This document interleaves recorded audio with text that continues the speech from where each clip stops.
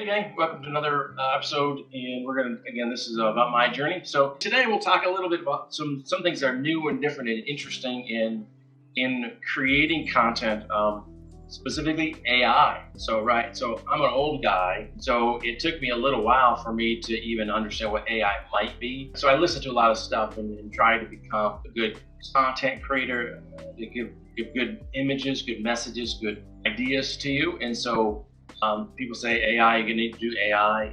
It is the way of the future. I listen to some podcasts and they say you're going to use it sooner or later, so you might as well get used to it. So I jumped in and I did ChatGPT. I think there's three major AI. One from Google is called something, one from Microsoft, and then ChatGPT. I did it, and I think it's interesting. I think it can be helpful, although you do have to be really careful about how you use it, how you use the content. It's good, it's not great. So I started putting stuff in and saying, hey, shoulder pain in 50-year-old, and it brings me a whole bunch of stuff. And I can look through that. The good thing, I think, it's helpful with giving some ideas about what to talk about and what people are worried about, but some of the information is not correct.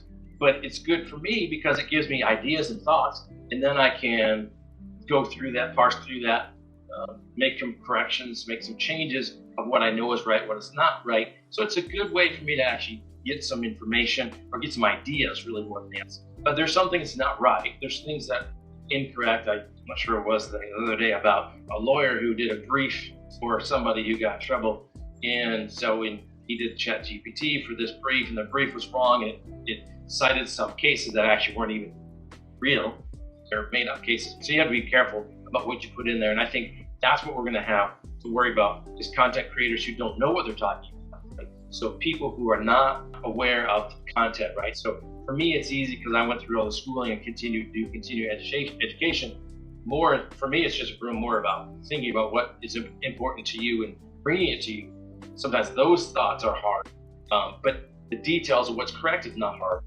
But if you're not me, right? If you don't have that education and you just put in something and you say shoulder pain, and so some jerks go out there who wants a blog about shoulder pain, which they won't really know if it's true or not. So that's interesting, and I think that's the biggest danger is that you got to proofread, you got to validate what ChatGPT says. But I think for me, it's one, it's ideas, and two, maybe format, right? Because we talked about this the last thing. So I'm not very good at email. I don't really like email. So I think maybe, and I don't know, I haven't done it yet, but maybe some ChatGPT email formats that I can give the information, and somehow they may be able to make it. They can put it in a format that's actually interesting, engaging, and brings the information that I'm trying to say and put it in a better form, more interesting form. We'll see if it works or not. I don't know. It's still too early to tell as far as how that might work for me, but I think it is true that the AI is going to continue to get into all parts of this world. I'm getting older. We have to sometimes adjust and try to embrace the future, embrace what's there and how it could be helpful because it's here and it's not going away. So anyway, I thought it'd be interesting. I appreciate your time because your time is your greatest resource. So I appreciate that, and we'll talk again soon. Thanks.